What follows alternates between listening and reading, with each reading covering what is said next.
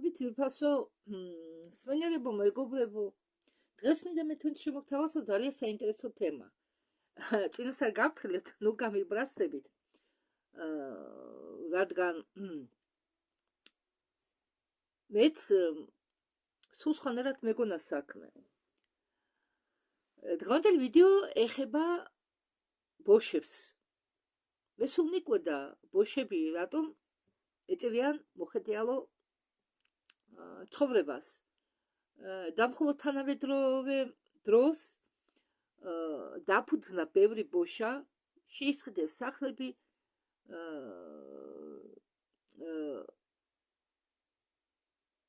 აირჩიეს გვარები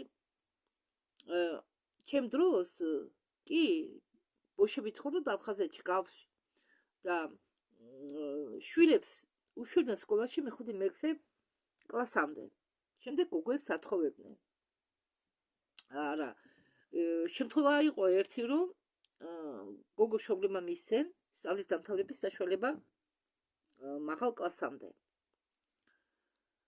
და სულ მიკვირდა ხო ბევრი ვიდეო არასაკურველია ინტერნეტში ბოშებზე და მე შემთხვევით როდესაც წინა ერთ ვიდეო ჩავთეთ ციგნებზე გადმოკვეთე ვიდეო და ძალიან გამაკვირვა ამ ინფორმაცია რასაც თქვენ ახლა მე შემოგთავაზეთ არ ვიცი გინდათ არ დაიჯეროთ გინდათ დაიჯერეთ სკეპტიკოსებს შეგიძლიათ არ მოусვინდო ვიდეოს შეგიძლიათ გათიშოთ მაშ ვინ არიან ბოშები და რატომ იძიებდა გერმანელები ნაცისტები იძიებდა საბჭოთა კავშირი ამ საიდუმლო ყველაზე საიდუმლო კაცობრიობის რასას და სხვათა შორის თურმე ბოშები არ ყოფილან ადამიანები იმ გაგებით რომ მიწიერი ადამიანები არ არიან და თუ რატომ ამბობ მე მასე თქვენ ახლავე გადმოგცემთ მაშ დავიწყოთ 1938 წელს ანა ნერბეს მიწისქვეშეთი ინსტიტუტებში ნაცისტურმა მეცნიერებმა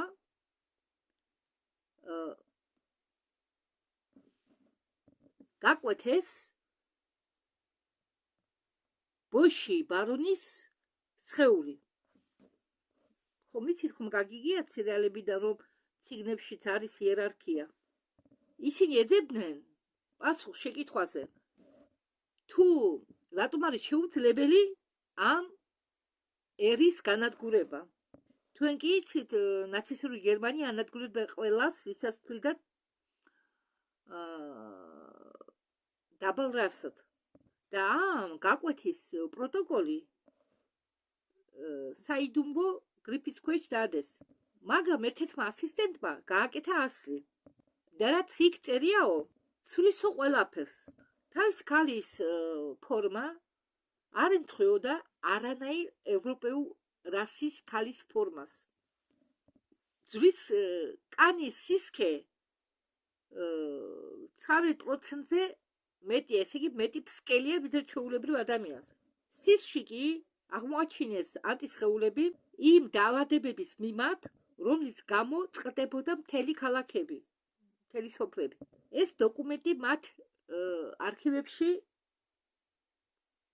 იდვა 60 წლამდე და გაასაჯაროეს მხოლოდ 2003 წელს და ყველაზე უცნაური ისაა რომ სამეცნიერო საზოგადოებამ ამ ინფორმაციას გაუკეთა იგნორირება სრულიად თითქოს და ყველა მოილაპარაკა პირში წყალი დაეგუბათ ამ გამოძიების ბოლოსკენ თქვენ გაიგებთ თუ რატომ მაგრამ ჯერ მიპასუხეთ ერთ კითხვაზე ბოშები ცხოვრობენ ჩვენ შორის 1000 წელზე მეტი მათ დევნიდნენ ყველა მხრიდან კლავდნენ წვავდნენ უგზელავდნენ თავშობილ ენაზე საუბარს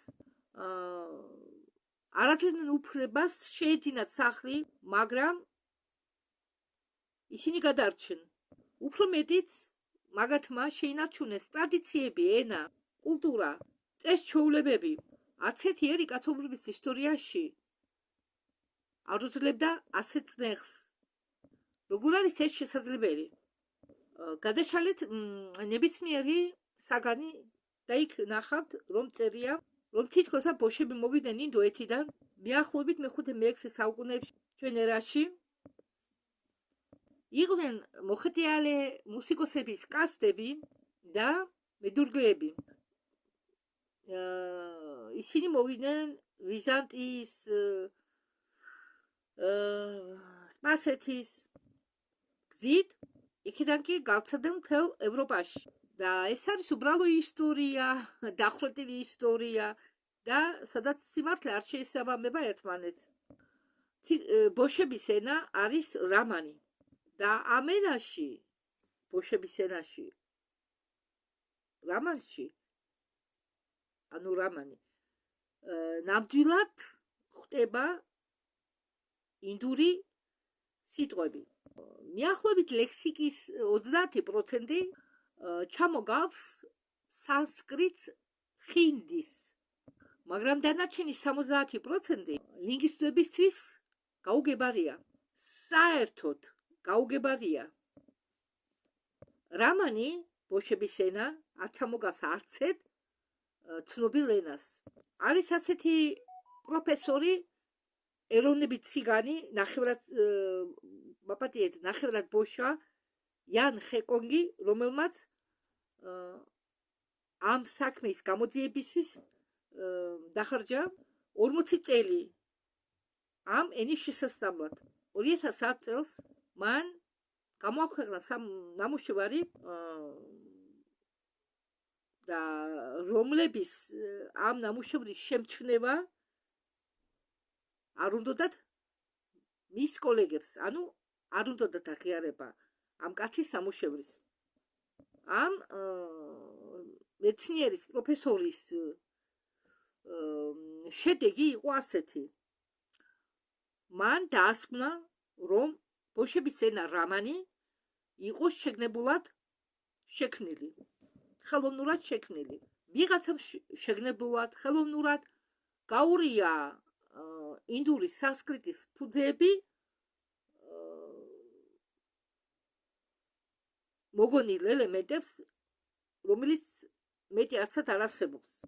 ვისთვის და რაც მთავარია, ვინც არ უნდა ყოფილიყო შემქმნელი ამ ენისა, ჩვენი ესე იგი მე-6 საუკუნეში ჩვენ ერაში ეს არის პირველი მარყუში და დაიმახსოვრეთ ეს, ჩვენ მას დაუბრუნდებით. და მეორე გაუგებრობა დაუმთხოველი რამ,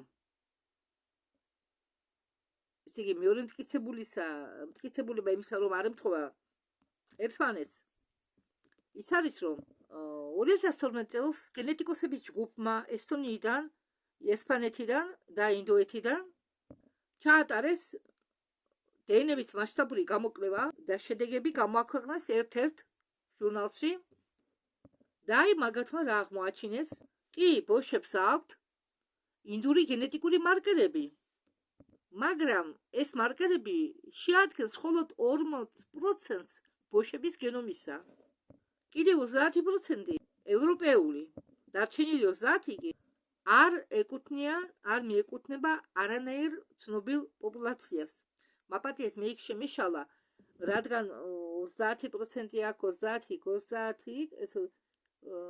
70%, ესე იგი, ასე მეტი პროცენტი გამოდის, რატომ და 70 არიან სუფთა ბოშები, 30% ევროპეული და კიდევ 30%, თუმცა ამას რა მნიშვნელობა აქვს. მე ვთარგმნი ხოლოდ და რაც მოვისმინე, ის გადაგითარგმნით. ხელმძღვანელმა ამ ჯგუფისა დავით კამასმა უწოდა ამას გენეტიკურ ამ ყველაფერს, ამ ბოშების გენეტიკურ კოქტეილს, გენეტიკური ფანტომი. სამეცნიერო დასკვნაში მართლად დაწერა ამ მოცემული მარკერების წარმოშობა, მოითხოვს დამატებით შესწავლას, მაგრამ როდესაც მან მისცა ინტერვიუ ესპანურ გაზეთს, მან თქვა პირდაპირ, ასეთი რამ ჩვენ არ გვინახია, არასოდეს.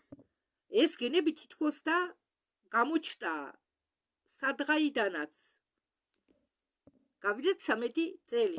დამატებითი გამოკვლევები არ ჩატარებულა. დაფინანსება არ გამოუყვია. თემა დახურულია. რატომ? მესამე შეუთანხმობა ეხება ციგნების ევროპაში გამოჩენას. ოფიციალური მეხსიერება მიუნიშნებს მე-11 საუკუნეებს. პირველი წერილობითი ნახსენებია ვიზანტიურ ქრონიკებში. ყველაფერი ლოგიკურია, მაგრამ 1987 წელს არქეოლოგებმა უნგრეთის მეცნიერების აკადემიიდან ჩაატარეს განხრები ბუდაპეშტის ქვეშ და სამარხის თარიღი არის მესამე საუკუნე ჩვენი ერისა, რომაული ეპოხა. საფლავში იწვა ქალი. კისერზე ამ ხალხს ჰქონდა სამკაული კოლიესავით, ესე იგი მონეტებიდან გაკეთებული ამულეტი და ამ ამულეტებზე ამოკვეთილი ნახატი იდენტურია იმ ნახატებისა, რომელსაც ბოშები დღემდე იყენებენ და ემთხვევა ერთმანეთს. საფლავში ნანახი ამულეტის ნახატებიც და თანამედროვე ბოშების ამულებზე მოყვანილი ნახატი. ეს აქედან გამომდინარე, ესე იგი, ბოშები ყოფილან ევროპაში 700-800 წლებით ადრე, ვიდრე ამას ამტკიცებს ოფიციალური ისტორია. ლასლა კოვაჩი ამ განხრების ხელმძღვანელმა დაწერა ამის შესახებ ერთ-ერთ გაზეთში, მაგრამ მისი ნაშრომმა არ დაიბეჭდა, ის კი მოხდა გაურკვეველ სიტუაციაში 2 წლის შემდეგ და ოფიციალურმა მეცნიერებმა მოიფიქრა ერთ-ერთი ვერსია. ბოშები არიან მოხეტიალე ერი. არიან დევნილები ყველა მხრიდან, თითქოს ბოშები არიან ერი ისტორიის გარეშე, უთვისწომო დამწერლობის გარეშე. ბოშები ცოდნებს გადასცემენ თავის შვილებს ზეპირად და არ არსებობს არანაირი დოკუმენტაცია. ხო, ამას მე კი არ ვამბობ, ამას ამბობს ოფიციალური მეცნიერება, მაგრამ ეს არისო წყვილი. 1991 წელს უცებ ბერლინის კედლის დანგრევის შემდეგ კლაუს მაიერმა, გერმანელმა ჟურნალისტმა მიიღო წვდობა შტაზის არქივთან. შტაზის არქივზე. ის ეძებდა გედერში მცხოვრები ბოშების დევნის ინფორმაციას. მაგრამ იპოვა სულ სხვა რაღაცა. იპოვა ფაილები, რომელიც იყო მიძღვნილი ბოშებს. ამაში კიდო საბუთები, რომლებიც ამ საბუთებს თავის დროზე გაუკეთა კონფისკაცია ბოშურ ოჯახებში 1933-დან 1945 წლის ჩათვლით. ესე იგი, სადაც ციგნების ხომიცით გერმანელების ფაშისტური ნაცისტური გერმანიის წესი ჩხრიკავდნენ ყველას და თუ რამე საინტერესოს ნახავდნენ, უკეთებდნენ კონფისკაციას და ამდაგვარად ბოშურ ოჯახებში გაუკეთეს კონფისკაცია იმ საბუთებს, რაც ჩათვალეს საინტერესო. ეს იყო დღიურები, რუკები, წერილები და რაც ყველაზე მთავარია, ხელნაწერები რამანის ენაზე, ანუ ბოშურ ენაზე. ამ ხელნაწერების დათარიღება იყო მოყვანილი 16-18 საუკუნეების ჩათვლით. და ესე იგი, დამწერლობა ქონია ბოშებს. და ესე იგი ხელნაწერების ძველად რომ წერდნენ ხელნაწერებს ქაღალდებზე ეიმ და გვარი ქაღალდებზე დაწერილი ხელნაწერები იყო ასაკით 500 წელზე მეტი. მაერიმ შეეცადა დაკავშირებოდა ექსპერტებს, მაგრამ არავინ უპასუხა. მან დაწერა სტატია Der Spiegel-ისთვის, რედაქციამ ვარი უთხრა მის წერილის გამოქვეყნებაზე. მაშინ მაიერმა გამოაქვეყნა მისი მასალა პატარა არც ისე ცნობილ ჟურნალში, რომლის ტირაჟი შეადგენდა 3000 ეგზემპლარს. პირველ დღესვე ვიღაცამ შეიძინა ეს სრული ტირაჟი. ვინ არის ეს ყიდველი? ეს არის გაუგებარი. თვით ვაერმა მიატოვა რამეს გამოქვეყნება. ამის შემდეგ შეწყვეტა თავისი ჟურნალისტური კარიერა, გადასახლდა ავსტრიაში და ბოშების თემაზე არ წერდა არაფერს. ახლა კი ვისაუბროთ იმასეო, თუ რისი გაკეთება შეუძლიათო ბოშებს და რატომ არის თანამედროვე მეცნიერება ასე ჯიუტად განწყობილი ბოშების მიმართ. პირველი მეტალურგია. ბოშები დურგლები, მე თუ სწორად თარგმნი, ერთი წუთით მაპატიეთ. ბოშები იყვნენ მჭედლებიც. კარგი მჭედლები უფრო სწორად. კუზნიცი, მე არასწორად გადავთარგმნი, დურგალი კი არა, მჭედელი. ნალევს რომ ჭედავს და იარაღს. ბოშების მიერ ნაჭედ ნივთებს ყიდულობდნენ მეფეები. ბოშების მიერ დამზადებული დანები არ ჟანგდებოდა 10 წლეულობის მანძილზე. მათ მიერ დამზადებული ნალები უძლებდნენ დროს და დატვირთვას, როდესაც შულებრივ-რკინის ნალები ერთ თვეში იცვლიდებოდა. 2025 წელს, უფრო სწორად 2005 წელს შელფისკი უნივერსიტეტი მეცნიერებმა გამოიკურიეს ძველებური ბოშური დანა, რომელიც მიეკუთვნებოდა მე-18 საუკუნეს და რაც გაიგეს, ამან ისინი ჩააგდეს შოკში. მეტალის სტრუქტურა შეიცავდა მოლიბდენი და ვანადის იმ პროპორციებში, რომლის პროპორციები თანამედროვე მეცნიერებამ აღმოაჩინა მხოლოდ მე-20 საუკუნეში. ამ ნადენის დადგმობის ტემპერატურა უდრიდა 1700 გრადუსს. მე-18 საუკუნის ფეჩები იძლეოდა საშუალებას 1200 გრადუსამდე გახურებული იყო. ისინი როგორ აკეთებდნენ ამას? ძველი მჭედელი სლოვაკიიდან ბოშა, ის იყო 90 წლით და მან უთხრა მკვლევარებს, მათ გაუმხილა ერთი საიდუმლო. მან უთხრა, რომ ისინი მეტალს არ ადნობდნენ, არამედ ისინი მეტალთან საუბრობდნენ. წარმოთქვამდნენ იმ სიტყვას იმენაზე, რომლის აზრი თვითონ მაგათმაც, ანუ ბოშებმა არ იცოდნენ. ეს სიტყვები გადაეცემოდა მამიდან შვილზე 1000 წლის განმავლობაში. ეს სიტყვები აძლევდა საშუალებას კინას გამხდარიყო რბილი ცეცხლის გარეშე. ხო, ეს გავს ბოდვას, თუ მორწმუნეობას. მას როგორ უნდა ახსნა ელემენტი ვანადის ქონა შუა საუკუნოვრივ დანაში. მეორე, ბოშების მუსიკა. ბოშურ მუსიკას შეუძლია ადამიანები შეიყვანონ შეცვლილ მდგომარეობაში, გაცნობიერების გარეშე. არა, ეს მეტაფორა არ არისო, ეს არისო სამედიცინო ფაქტი.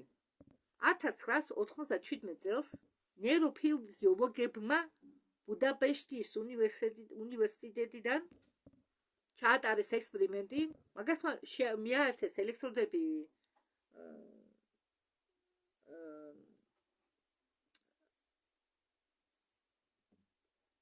ნებით.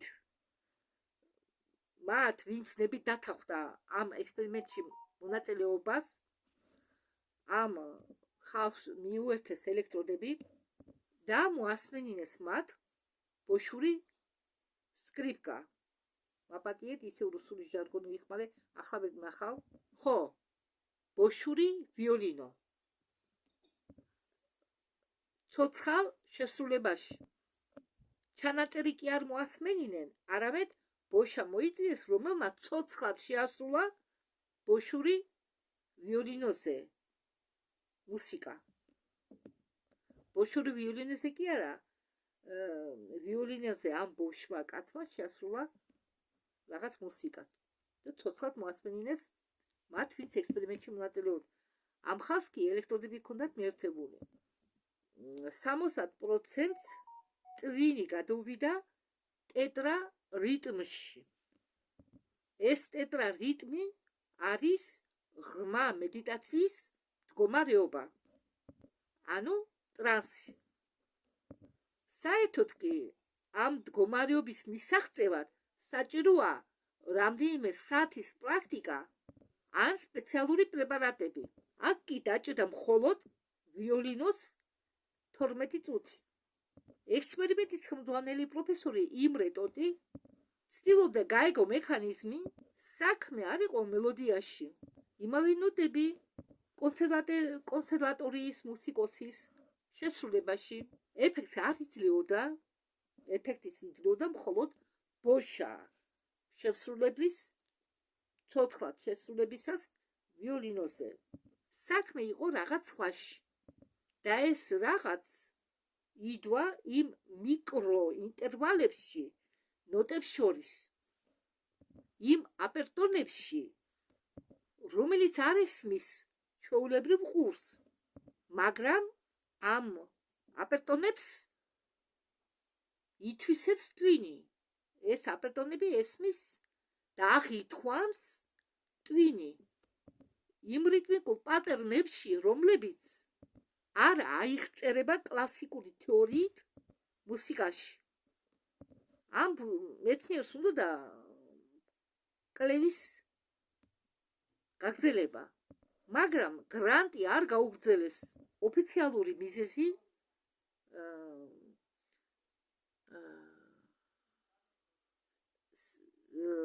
სამეცნიერო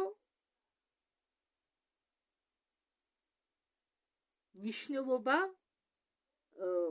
მაბადეთ, ოფიციალური აზრით ეს არ შეიცავს ისეთ ნიშნულობას, რომ ამაზე დაიხარჯოს დრო და ფული. მუსიკა, რომელიც ცვლის ტვინის მუშაობას 12 წუთში, არასაკმარისი სამეცნიერო მნიშვნელობისაა მათთვის. და მესამე და ეს ყველაზე საშინელი, შეგეშინდებაო, ასე ამბობს, იცის ამას. ბოშები არ ავამტყობობენ ისე, როგორც ავამტყობობთ ჩვენ. როდესაც მე-14 საუკუნეში მძვირვარებდა ჭირი, დაიღუპა ევროპის მესამე ნაწილი, სოფლები და ქალაქები წყდებოდა სრულიად მთლიანად და გვამების დამარხვას ვერ ასწრებდნენ. ბოშები კი გადარჩა. თითქმის ყველა. ისტორიკოსები ხსნიან ამას მათი მოხეტიალე ცხოვრებით. თითქოს ისინი არ იჩნდნენ ერთ ადგილას და მათ არ ჰქონდათო დასნებულებულებთან კონტაქტიო. თითქოს და ჟღერს ლოგიკურად, მაგრამ არ ემთხვევა. ვერ უძლებს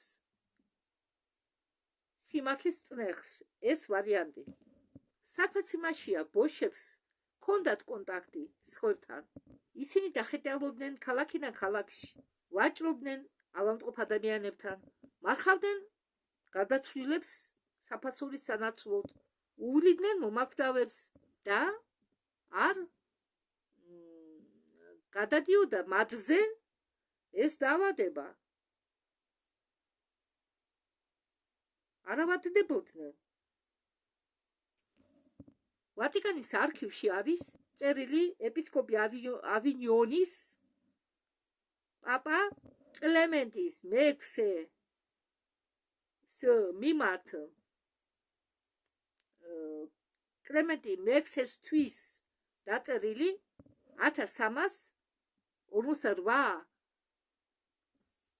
წლიდან წელს დაწერილი 1348 წელს დაწერილი ეპისკოპი წერს ციგნები დადიოდნენ ქალაქებში ამ ჭირის დროს გაჩერდნენ ქალაქში ასე იგი ვატიკანის ტერიტორიაზე მისულან ბოშები და 3 დღე იყვნენ აქ ჩვენთანო ყვება ეს ეპისკოპი და არც ერთი არ გახდაო ავად ხალხი მოითხოვსო მათ დაწვას როგორც კუდიანებისო როგორ მოვიქცეო პაპა კლიმენტი მეექვსემ უპასუხა არ შეეხოთო მხოლოდ თვალყური ადევნეთო მაგრამ თვალყური არ მოხდარა არ ადევნებდნენ თვალს მაგრამ შეიძლება აკურებოდნენ მაგრამ შედეგები არავინ იცის 2014 წელს ტრანსილვანიაში ადგილობრივმა მღვდელმა შეამჩნია სარდაფში ძველი ეკლესიის სარდაფში ოთახი და ის ეკლესია იყო აშენებული 1412 წელს და ეს ოთახიც გამოყვეს და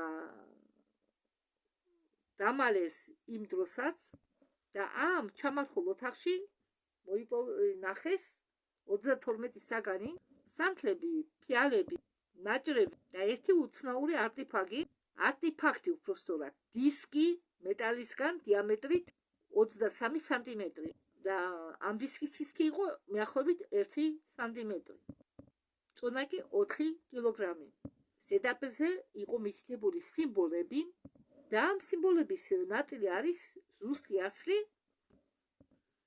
ნიშნებისა რომელიც არის გამოსახული ბოშების ამულეტებზე ნაწილი ამ სიმბოლებისა დღემდე ამოუცნობელია მაგრამ ყველაზე უცნაური არის მეტალი რომელმა ექსპერტებმა გააგზავნეს ნიმუში ლაბორატორიაში და ეს ნადნობი რომლისგანაც შედგებოდა ეს დისკი წარმოადგენდა რკინის ირიდის და ვანადის ირიდი არის ნაკლებად ძალიან ესე იგი დედამიწაზე თითქმის ვერ იშოვი ამ მეტალს და ამ ირიდის ძნობის ტემპერატურა აღწევს 2400 გრადუსს და ამ ირიდის დამუშავების ტექნოლოგიები გამოჩნდა მხოლოდ მე-20 საუკუნეში. საიდან აღმოჩნდა ან რაოდა ირიდის იმ ჩამარხულ ოთახში, რომელიც მიეკუთვნება მე-14 საუკუნეს. მოდელმა გადასცა აღმოჩენილი ნივთები იეპარქიას.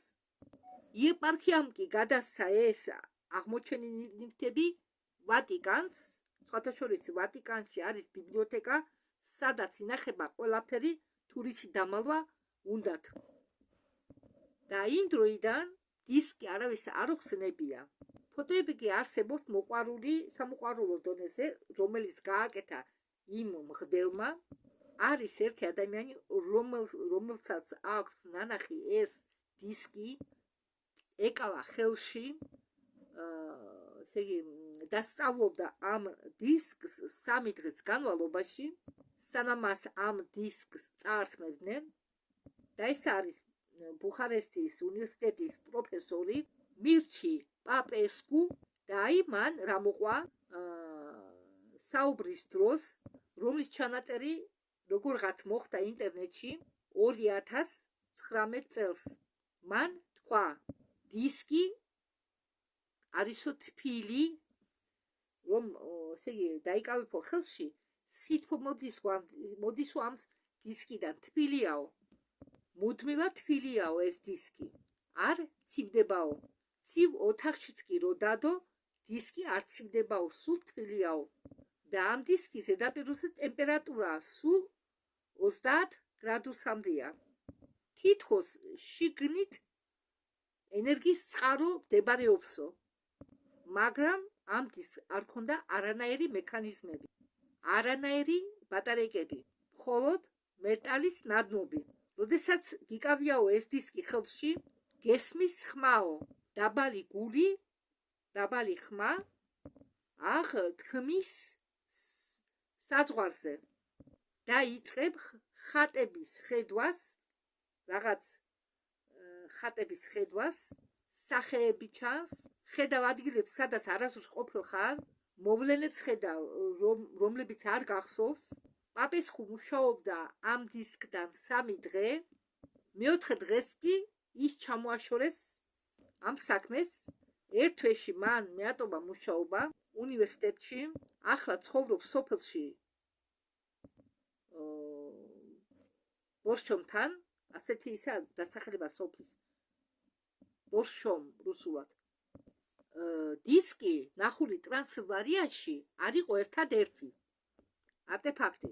1944 წელს რამდენიმე თვით ადრე, სანამ დაეცემოდა მესამე რეიხი, SS-ოვცები განაყოფიდან ანანერბის განაყოფიდან ჩაატარეს ოპერაცია ოკუპირებულ უნგრეთში.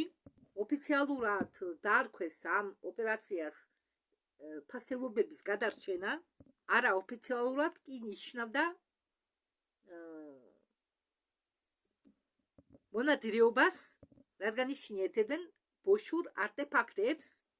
დოკუმენტები ამ ოპერაციის შესახებ ინახებოდა ამერიკის ნაციონალურ არქივში და ეს ინფორმაცია გასაჯაროვდა 1998 წელს.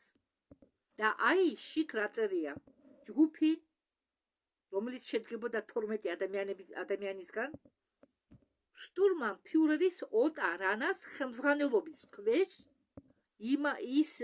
ის რანა, რომელიც ეძებდა წმინდა გრალს და მან მიიღო ბრძანება მოძებნონ და ესე იგი წაართვან ის საგნები, რომელიც სიაში იყო აღნიშნული როგორც ციგნური, ანუ ბოშური რელიკვია. ხო, ის ნივთები უნდა ეპოვათ, რასაც წარმოადგენდა ბოშური რელიკვია. სიაში იყო 3 პოზიცია, 3 დისკი, 2 ხელნაწერი, ანუ სვიტოქს რო ამბობენ, 1 ხანჯალი და რაღაც, რასაც უწოდეს შპიგელი, ანუ სარკე გერმანულიდან. ამ შტურმანფიურერის რანას ჯგუფი მუშაობდა 3 კვირა. მაგათმა გაჩხდეს ყველა ბოშური ტაბორი, დაკითხეს ყველა მოხუცი, კლავდნენ იმად, ვითაც ლაპარაკი არ სურდა, ნახეს 4 საგანი 7-დან დისკები, ესე იგი 3 დისკიდან ნახეს 2 დისკი, ნახეს 1 სვიტოკი და ნახეს ხანჯალი. სარკე ვერ იპოვეს, მეორე ხელნაწერიც ვერ იპოვეს. მესამე დისკი გაქრა იმ ტაბორთან ერთად, რომელმაც მოასწრო გაქცევა, სანამ ეს ჯგუფი მივიდოდა. ხო, და ის ტაბორი წავიდა მთებში. მოპოვებული არტეფაქტები გააგზავნეს ბერლინში, ანანერბეს ინსტიტუტში და იქ მიდიოდა მათი კვლევა, სანამ ომი არ დამთავრდა. შემდეგ კი ოფიციალური მეცნიერების თქმით ეს არტეფაქტები განადგურდა დაბომბვის შედეგად, მაგრამ 2007 წელს გერმანელმა ისტორიკოსმა ტაინერ გლინდერმანმა ნახა დღიური ერთ-ერთი ანანერბეს ერთ-ერთი თანამშრომლისა, ეს ამ დღიურმა განვლო ომი, პატრონიკი დაიღუპა.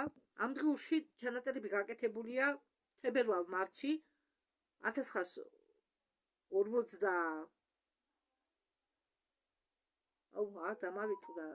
вообще ომის პერიოდში. და იქ იყო ჩაწერილი ექსპერიმენტი ამ ბოშურ დისკებზე. ლიდერმანმა თავის წიგნში გამოაქვეყნა ამ ჩანაწერის ნაწყვეტები. ტირაჟი შეადგენდა 5000 ეგზემპლარს. წიგნი გაიყიდა ერთ კვირაში. მეორე გამოშვება ამ წიგნისა არ იყო. გამომცემლობამ ვარი უთხრა წიგნის დაბეჭდვაზე, მაგრამ მე ვნახეო ასლი და ამ წიგნში რა წერიაო. 19 თებერვალი 1945 წელი, ბერლინი, მიწისქვეშა ლაბორატორია და ერთ-ერთი თანამშრომელი წერს, დისკი რეაგირებს ადამიანის სისხლზე. არიელი სისხლთან კონტაქტისას არაფერი არ ხდება. ებრაელის სისხლთან კონტაქტისას არაფერი ხდება. სლავიანელის სისხლთან კონტაქტისას არაფერი ხდება. მაგრამ ბოშას სისხლთან კონტაქტისას დისკი იწყებს ნათებას. სუსტი მოცისფრო ნათება დისკის ბოლოებში. ამ დისკის ზედაპირის ტემპერატურა იმატებს 3-4 გრადუსით და ჩნდება ხმები. დაბალი გული, დაბალი ხმა. თითქოს დისკი იღვიძებს. ეს სიცოცხლებმა ჩაატარეს 47 ექსპერიმენტი. სხვადასხვა ბოშებთან. მამაკაცები, ქალები, ბავშვები, მოხუცები, შედეგი ერთ და იგივეა. დისკი აქტივირდება მხოლოდ ბოშური სისხლით. მაგრამ ეს ყველაფერი არ არის. 23 თებერვალს ახალი ჩანაწერი ხდება. მაგათმა შეეცადეს გაერთიანებიათ ორივე დისკი. ორი დისკი დადვეს სიახლოვეს ერთმანეთთან, დააწყვეტეს სისხლი. ყოველ დისკზე დისკებმა დაიწყეს რეზონირება, ხმაური გაიზარდა, განათება კი უფრო კაშკაშა. შემდეგ ნაწერი წყდება შუა გზაზე, შემდეგი გვერდი ამოხეულია, შემდეგ მიდის მხოლოდ ერთი ფრაზა დაწერილი აკანკალებული ხელით. ჩვენ გავაღეთ კარი, მაგრამ არ ვიცით საით. რა ნახეს მაგათმა? ლიდერმანმა შეეცადა ეს გარკვია, ეძებდა თანამშრომლები, გადარჩენილ თანამშრომლებს, სხვა გადარჩენილ თანამშრომლებს და ნახა ერთი ანანებეს ერთი გადარჩენილი, რომელიც იყო 93 წლის და ეს კაცი იმყოფებოდა არგენტინაში, მოხუცების თავშესაფარში, ბუენოს-აირესში. მოხუცმა ვარი თქვა, რამე ეთქვა, ესე იგი ვერასწორი არ მოხუც ვერაფერი, მაგრამ სიკვდილის წინ ლინდემანგის იქ ყოფნის 2 თვის შემდეგ გადასცა მას კონვერტი, კონვერტში იდვა ფოტო, ცუდი ხარისხის ფოტო იყო, მაგრამ იქ ჩანდა 2 დისკი, რომლებიც იდვა ერთის მეორეს გვერდით, მათ შორის იყო სინათლე, მოჩანდა სინათლე, მოჩანდა ვერტიკალური სვეტი, სინათლის სვეტი და ეს სინათლის სვეტი მიდიოდა დისკებიდან ზევით და ამ სვეტში, სინათლის სვეტში მოჩანდა ფიგურები, სილუეტები, თითქოს ხალხი იყო, მაგრამ თლად ხალხი არ იყო. ფოტოს მეორე მხარეს ფანქრით იყო დაწერილი, ისინი მოვიდნენ, ისინი ელოდებიან, ვინ ისინი? დისკები მინიმუმ 3 არის, გაფანტულია ევროპაში. ეს დისკები დამზადებულია ნაგნობებიდან, რომლის შეგრძნა შეუძლებელია შუა საუკუნეების ტექნოლოგიებით და ეს დისკები რეაგირებენ მხოლოდ ბოშურ სისხლზე. აქტივაციის დროს ქმნიან რაღაცას, კარიბჭე, არხი, არ ვიცითო, მაგრამ ნაცისტებმა იცოდნენ, ან ეგონათ, რომ იციან. გახსოვთ შტუმარფიურერის რანას ოპერაცია 7 საგანი რომ უნდა ეპოვათ, მაგრამ იპოვეს 4. 3 დაიკარგა. სარკე, მესამე დისკი და ერთი მეორე ხელნაწერი. 1992 წელს საბჭოთა კავშირის დანგრევის 1 წლის შემდეგ რუსმა ისტორიკოსმა ანდრეი ვორონოვმა ეს ანდრეი ვორონოვი მუშაობდა არქივში, რომელიც ეკუთვნოდა კგბ-ს, ეძებდა მასალას ერების დეპორტაციასთან დაკავშირებით და მან იპოვა პაპკა გრიფი მნიშვნელოვანი მნიშვნელობისა და მას ეწერა შეინახეთ მარად. არ ისე ის გასაჯაროება მაგის არ შეიძლებოდა. შიქიდო ანგარიში საბჭოთა კავშირის ჯაშუშო სააგენტოს მიერ დაწერილი და ეს იყო ეს ჩანაწერი გაკეთებული 1945 წელს და თემა იყო ამ ანგარიშის მოპოვებული არტეფაქტები ანანერბეს მიერ. კატეგორია ბოშური არტეფაქტები. თურმე საბჭოთა ჯარებმა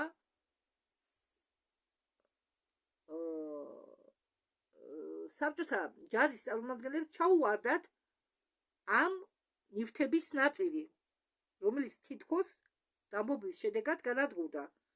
კიდევ შეგახსენებთ, რომ ანანერბეს ჰქონდა 2 დისკი, ერთი ხელნაწერი და ერთი ხანჯალი. და აგრეთვე მათ ჩაუვარდათ ხელში ბოშური არტეფაქტებთან დაკავშირებული დოკუმენტაცია და ის მესამე დისკი, რომელიც ვერ იპოვეს გერმანელებმა. ეს ის დისკია, რომელიც ჰქონდა იმ ტაბორს, ბოშურ ტაბორს, რომელიც გაექცა გერმანელებს მთებში, რომლების გაჩხრეკა გერმანელებმა ვერ მოასწრეს. 45 წლის გაზაფხულზე ის გაქცეული ბოშური ტაბორი ჩამოვიდა მთებიდან, კარპატების მთებიდან, ომი დამთავრებული იყო, უპირისპირდად ომი თავდებოდა, გერმანელები იხებდნენ, ტაბორი მოძრაობდა აღმოსავლეთისკენ, საბჭოთა კავშირი, ესე იგი, ხო, ამათ ჰქონდა დაგეგმილი საბჭოთა ჯარს შეხვედროდა, ბოშებს შორის იყო მოხუცი. ის იყო 100 წელზე მეტის ასაკით, მას მიქონდა რაღაცა ტილოს ჩანთაში და ამ რაღაც ნივთს არ უშვებდა ხელიდან ნაწყისის დაწღამით და მოხუცმა წითელი არმიის მეთაურს გადასცა ეს დისკი. ხო, მაგრამ მან მოითხოვა ამ მოხუცმა, რომ მალინოვსკის შეხვედროდა. მალინოვსკისა შეხვედრა მოითხოვა და მალინოვსკის გადასცა ეს დისკი. თუ რაზე იყო საუბარი მათ შორის არავინ იცის, დამსაუბრის შემდეგ მისცა ეს დისკი მოხუცმა მალინოვსკის, გენერალ მალინოვსკი. და ამ მეშვეში, ნაწრის მეშვეში დისკის გარდა იყო კიდევ მეორე ხელნაწერი. პერგამენტი, რომლის სიგრძე იყო 2 მეტრამდე, სიგანე 40 სანტიმეტრი. ტექსტი იყო რამანის ენაზე, მაგრამ არა თანამედროვე რამანას ენაზე, არამედ ტექსტი იყო დაწერილი არქაიკულ რამანას ენაზე და ეს ენა იმდენად ძველი იყო, რომ თანამედროვე საბჭოთა ლინგვისტებმა ვერ შეძლეს გაშიფრა ტექსტის მთლიანად გაშიფრა. ნაწილობრივმა გაშიფრმა დაიკავა 3 წელი, მოუნდენ 3 წელი. შედეგები გასაიდუმლოეს, მაგრამ ანდრეი ვორონოვმა ნახა ამ თარგმნის ჩერნოვიკები და აი იქ რა ეწერა. ამ სიტყვზე ეწერა თუ როგორ მიდიოდა ბოშური ენი თავისი მშობლიური მიწიდან, მაგრამ ის მიწა, რომელიც იყო აღწერილი, არ იყო ინდოეთი. თარგმნელმა აღნიშნა, რომ დასახელება არ ექვემდებარება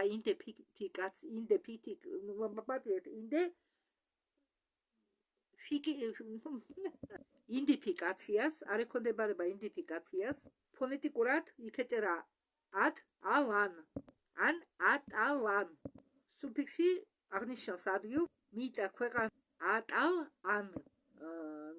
ნაცნობი სიტყვა, ხო? მე ვიციო თქვენ რა გაიფიქრეთ, არა, ატლანტიდა არ არის. ხელნაწერში ამ პაპირუსზე წერია კატასტროფა, წყალი მოვიდაო ციდან და მიწიდან ნერდულათო, მიწა შუაში გატყდაო, ბზარებიდან ამოვიდაო ალები ცეცხლის, ვინც გადარჩაო გემებით წავიდნენო, მიცურავებნო დიდ ხანს, ბევრი მთვარი იმგზავრესო, ნუ ძველად ხომ არ იყო რამდენი აი მთვარეს გაივლიდნენ, ნახავდნენ, ესე იგი ღამით ითვლიდნენ და მთვარე ხვანათებდა და ამიტომ წერდნენ ამდენი მთვარე, ესე იგი ამდენი დღე ვიმგზავრეთო. მთვარე ნიშნავს ერთ დღეს. მიაღწიეს ხმელეთს, გაიყვენ, ნაწილი წავიდა სამხრეთისკენ, ნაწილი წავიდა აღმოსავლეთისკენ.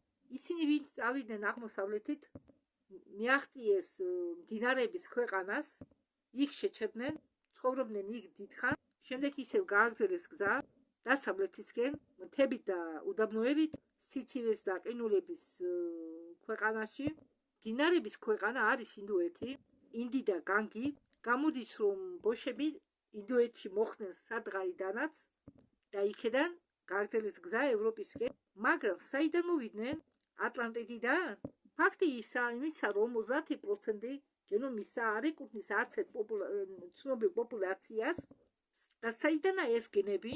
ფაქტი მეორე, ენა. რამანის 70%, ესე იგი, რამანის 70%-ს არანაირი ანალოგები არ აქვს ცნობილი ენებიდან.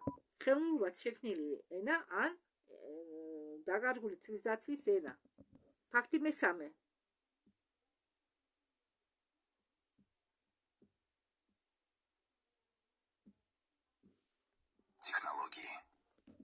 ტექნოლოგიები.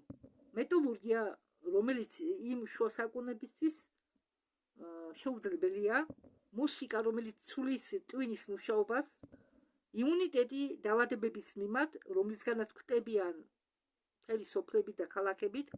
ფაქტი მეოთხე. არტეფაქტები, დისკები, რომლებიც შეიცნებენ დნობას ირიდისთან, ხო, ესე იგი მეტალები დამდნარი ირიდისთან ერთად, რომლების აქტივაცია ხდება ბოშური სისხლით. ქმნიან რაღაც და ფაქტი მეხუთე ყველაზე მთავარი სარკე. ხო და ეს სარკე ვერ ნახეს ვერც ნაცისტებმა, ვერც საბჭოთა კავშირის წარმომადგენლებმა. 2011 წელს მე ვესაუბრე ადამიანსო, სახელს არ ვიტყვი, ის დღემდე ცოცხალიაო.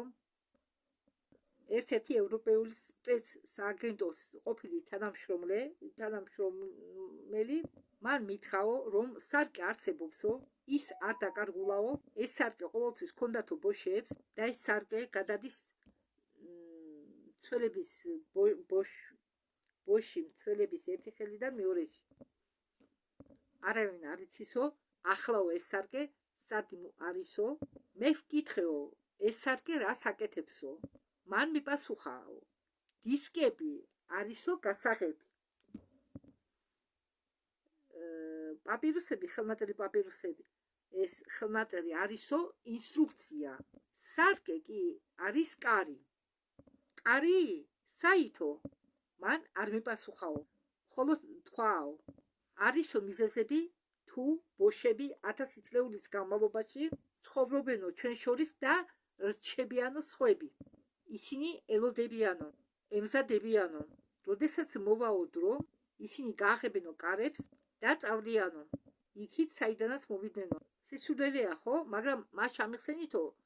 აი რაო, 2011 წელსო ასტრონომების ერთმა ჯგუფმა შეამჩნიესო ანომალია, რადიოტელესკოპმა ვარისიბამ გამოიჭირა სიგნალი მოკლე, რომელიც მეორდებოდა, რომელიც არ ჩამოგავდა ბუნებრივს.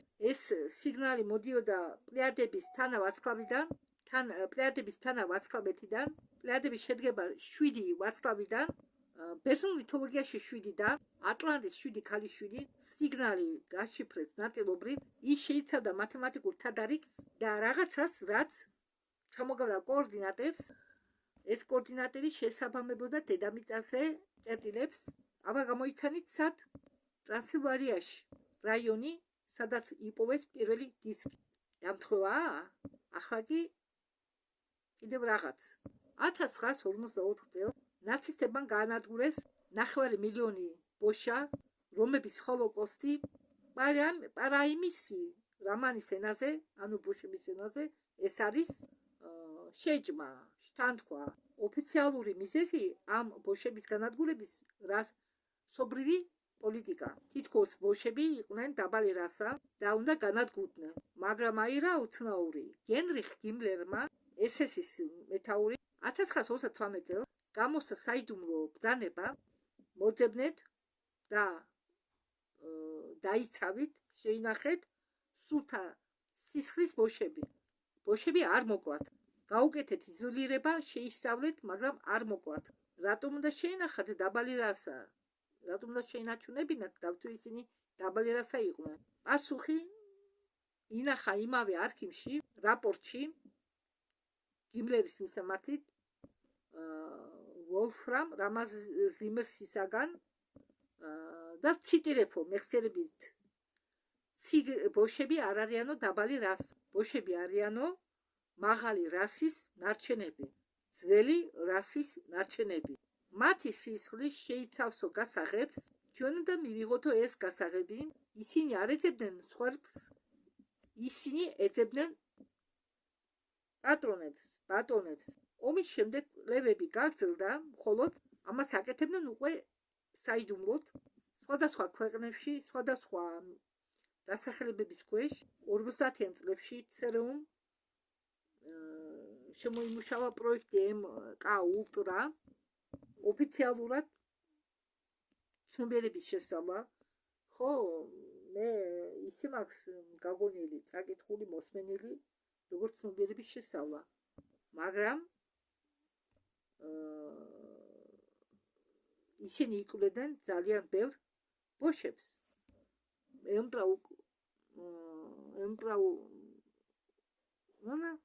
MK Ultra-ზე ბევრი ინსაიდერი საუბრობს. 60-იან წლებში საბჭოთა კავშირმა შექმნა დახურული ინსტიტუტები ნოვოსიბირსკში. ოფიციალურად ისინი ვითომ იკვლევდნენ ციმბირის ერების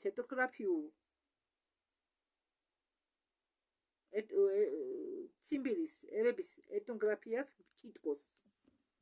მაგრამ ამ თანამშრომლების მესამედი წარმოადგენენ გენეტიკოსებს და მათი ნამუშევრები გასაიდუმლოებულია დღემდე. 60-იან წლებში ვატიკანმა ჩაატარა შიდა გამოძიება თემა გაუგებარი წარმოშობის რელიკვიები და ამ კვლევის შედეგები დენა საიდუმლო არქივში, სადაც ცნობა აქვთ მხოლოდ ვატიკანის პაპას და 3 კარდინალს. ესე იგი, რუმინეთის ძველ ქალაქში სიბიოში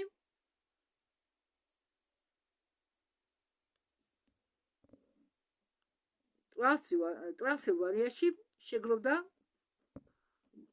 ესე იგი ბოშების, ტომების, ყველა ბოშური წარმომადგენლობის თავები. ოფიციალურად კულტურული ფესტივალი, მუსიკი და ცეკვების 3 დღე, მაგრამ მესამე დღეს ღამით მოხდა რაღაც. ადგილობრივი ცხოვრებები ამბობდნენ უცნაურ განათებაზე, რომელსაც ისინი ხედავდნენ ძველი ტყის რაიონში, მოცისფრო შუქი, რომელიც პულსირებდა. გრძელდებოდა ეს სიტუაცია მიახლოებით 1 საათი. პოლიცია მივიდა იმ ადგილას, ნახეს მდელო. ამ მდელოზე იყო დიდი კოცონის ნაკვალევი. ამ კოცონის გარშემო წრე შემდგარი ქვებისაგან და ამ ქვებისგან ესე იგი წრე იყო შემოხაზული ქვებით და შუაში გამომწვარი მიწა იყო. იდეალური წრე, დიამეტრით 3 მეტრი და ბალახი ამ წრის შიგ არა მხოლოდ დაიწვა, არამედ გაქრა. საერთოდ გაქრა. მიწასთან ერთად 20 სანტიმეტრის სიღრმეში.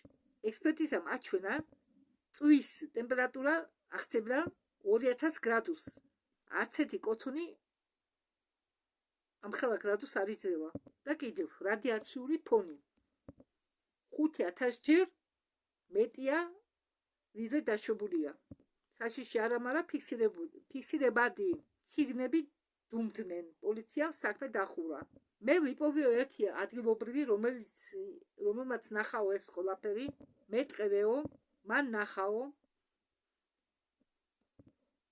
ხალხი წრეში, ბევრი ხალხი, ისინი იდგნენ გაუნძრებლად, შუაში იდგაო მოხუცი რაღაც ეკავაო ხელში, რაღაც ბრალი, წინავი, ალბათ დისკი, მოხუცმა აწიაო ხელები, დისკი გავწყინდაო და მეტყევე თქვაო რომ ამის სახთე რთულიაო, თითქოს დაო, ხარი გაფსკელდაო, ხმები გაქრაო, დადგაო აბსოლუტური სიწყნარე, შემდეგ კი გამოჩნდაო სინათლის სვეტი, მიწიდან ცაში, კაშკაშა ცისფერი, ცივი და ამ სინათლის სვეტში ის ხედავდა რაღაცას, ხედავდა მოძრაობას, ჩრდილებს, თითქოს ვიღაცა დადიოდაო, ზევიდან ქვევით თუ ქვევიდან ზევით.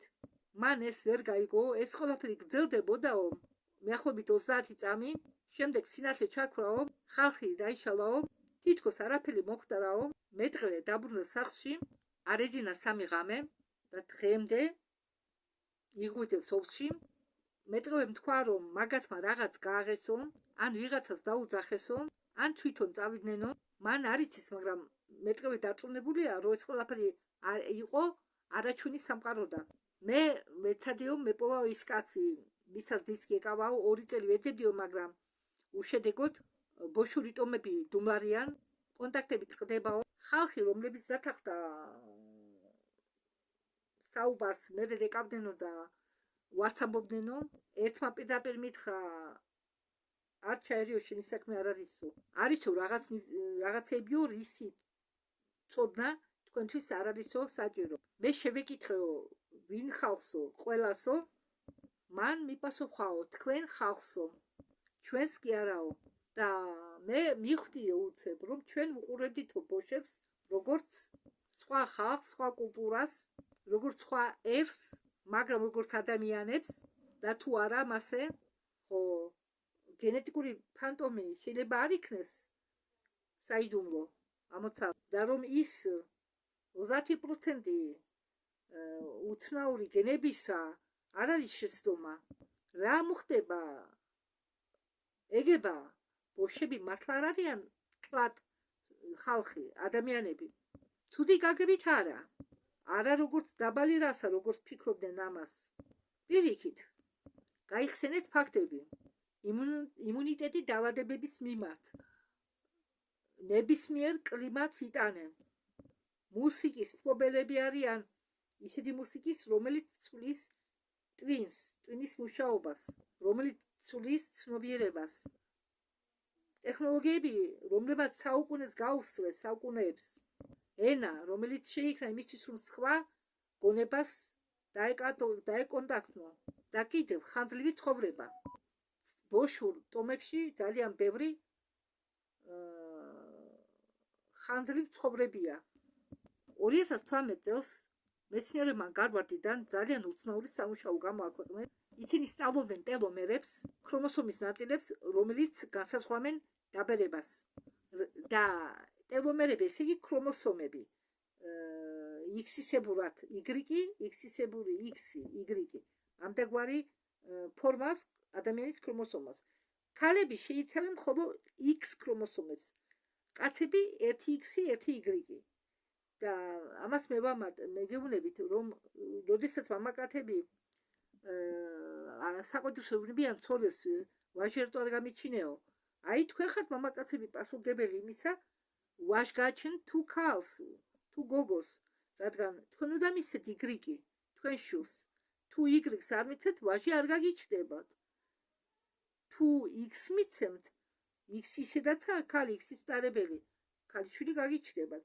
და ამ ქრომოსომებს ქვია ტელომერები. ესე იგი, რაც უფრო მოკლეა ამ ქრომოსომის ჯოხები, მით უფრო უფროსია ადამიანის სხეული. ჩვეულებრივ ადამიანს ეს ტელომერები ზომა XY დაიმახსოვრეთ, ეს ჯოხები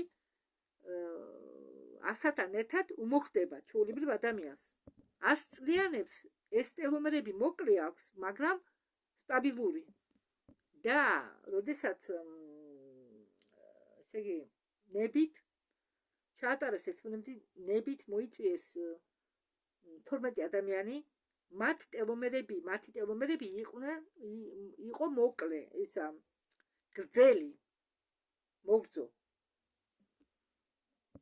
ანუ მალურად გრძელი. ხო, ახლა მე არ ვარ მზად რომ დაგიხაზოთ მათემატიკური სიმბოლოები x და y. ხო, წარმოიდგინეთ, ოღონდ ჩვენ ჩვეულებრივ ადამიანებს ასაკთან ერთად გვიპატარავდება ეს სიგრძე ამ ჯოხებისა და ბოშებში პირიქით ანომალურად მოგწოა. ახლა დახაზე დიდი ხუ, პატარა ხუ. რუსულში ხომ დიდი ხვა და პატარა ხუ. ანუ ხო? ამდაგვარად. და ამ ექსპერიმენტის დროს ესენი ასაკობრივი ხალხი იყო, მაგრამ ახალგაზრდა ადამიანებით ანომალურად მოგრძო ტელომერები ჰქონდათ. და ამ ადამიანების ასაკი ჭარბობდა 90 წლის ზევით. ხო, ამ ექსპერიმენტის დროს არ დასახელეს თუ რა ეროვნების ხალხი მოიწვიეს, მაგრამ გამოჩვენა ინტერნეტში ინფორმაციამ, რომ ერთმა თანამშრომელმა რა მიწერა მეორე თანამშრომელს. მან მიწერა, რომ ისინი არ ბრდებიან ისე როგორც ჩვენ, ესე იგი იმ ექსპერიმენტში მონაწილეობდა ყველა ბოშები. ახლა კი ბოლო ფაქტი ყველაზე მნიშვნელოვანი. ვატიკანის არქივში, იმ საიდუმლო არქივში არის დოკუმენტაცია, რომელიც დათარიღებულია 1322 წლით, 1932 წლით. მაპატიეთ წელი შემეშალა, ყველაფერს ვერ დავიმახსოვრებ და უკან დახევაც არ მინდა, ისედაც ხანძლივად მიდის ეს ფირი. უბრალოდ ბოლო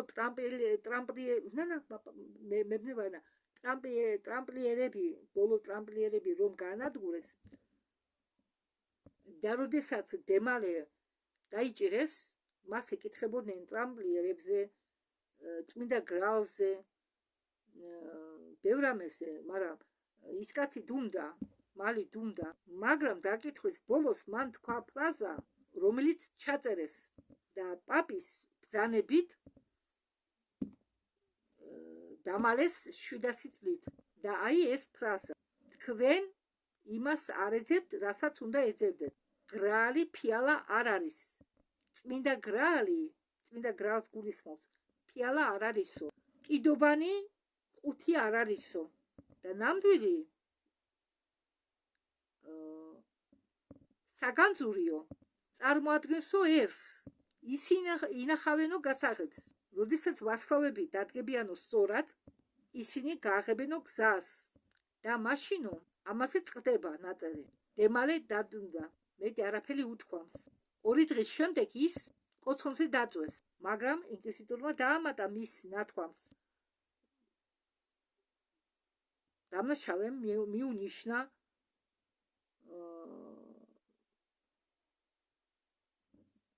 მოხეტიალების ჯგუფს, რომლებიც იმ დღეს იმყოფებოდნენ პარიზის კედლებთან, ბოშები.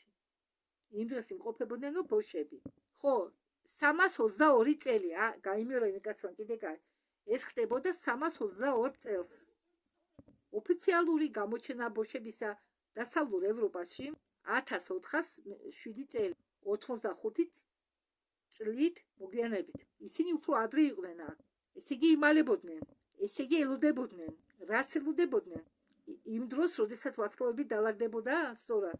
2025 წელს, ხო, ალბათ იმ მომენტზე ამბობს, ვარსკვლავები რო დალაგდა რიგში. პლანეტების ალბომი რომ იყო. ბოშები ემზადებიანო, ბოლო 5 წლის სავიცი, 1 წუთით ახლა ვიგეთყვით. ეს ვიდეო ატვირთულია 22 დეკემბერს.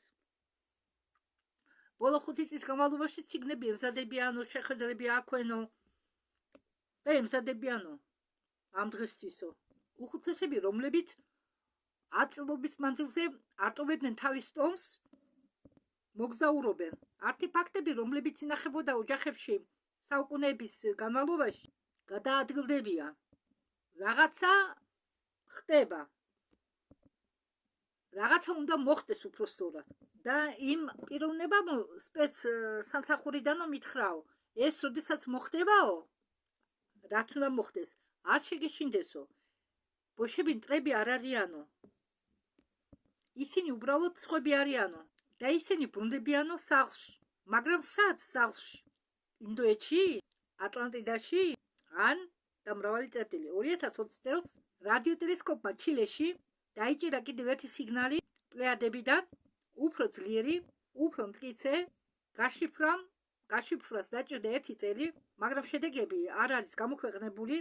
მაგრამ ერთ-ერთმა ასტრონომმა სანამ გადააყენებდნენ, სანამ მოაცილებდნენ საქმეს, მოასწრო მოყოლა ჟურნალისტებისთვის სიგნალი შეიცავდაო პასუხს შეკითხვაზე, რომელიც არასდროს არ დაუსვია არავის, რომ მოვიდა. მათ ესმით, ისინი ელოდებიან. იმავე 2020 წელს პანდემიის მომენტში, როდესაც სამყარო, მთელი სამყარო იჯდა სახლებში, ბოშური ტომები მთელი ევროპის მასშტაბით ამ ტომებმა ჩაატარეს სინქრონული რიტუალი, ერთი ღამე, ერთი დრო, 1000 ხალხი, რას ეკეთებდნენ ისინი არავინ იცის, კამერები ხომ არ იყო იქ დაყენებული, ტელეფონების მუშაობაც იბლოკებოდა, რუსულად გავაკეთე, მოწმეები არ იყო, მაგრამ დილისთვის რამდენიმე ადამიანმა თქვა უცნაურ მოვლენაზე, განთიადზე ცაში მოჩანდა სინათლის სვეტი, წვრილი, ვერტიკალური, თითქოს მზარი იყო, მიწიდან ცამდე, იყო რამდენიმე წამი და შემდეგ გაქრა, ოფიციალური ახსნა მისცეს, რომ ეს იყო ატმოსფერული ანომალია, სინათლის გადატეხვა, მაგრამ მე მაქვს ნანახი ფოტო, 1-3-დან არსებული ფოტოებისა, ეს არ იყო ანომალია, ეს იყო კარი, ნახევრად გაღებული და მალე ის გაიხსნება სრულიად, ფართედ, რამდენიმე თვეში, როდესაც ვარსკვლავები დადგებიან სწორად, ჩვენ არც კი ვიცით იმ ხარეს რა არის. მაგრამ ბოშებმა იციან. ბოლოს ამ ძიების შემდეგ მე ვიპოვე ერთი მოხუცი კაცი, 94 წლის, ამას მე არ ვამბობ, ვინც ეს ვიდეო შექმნა, რომელიც ცხოვრობს მთიან სოფელში, მოლდოვეთის და რუმინეთის საზღვართან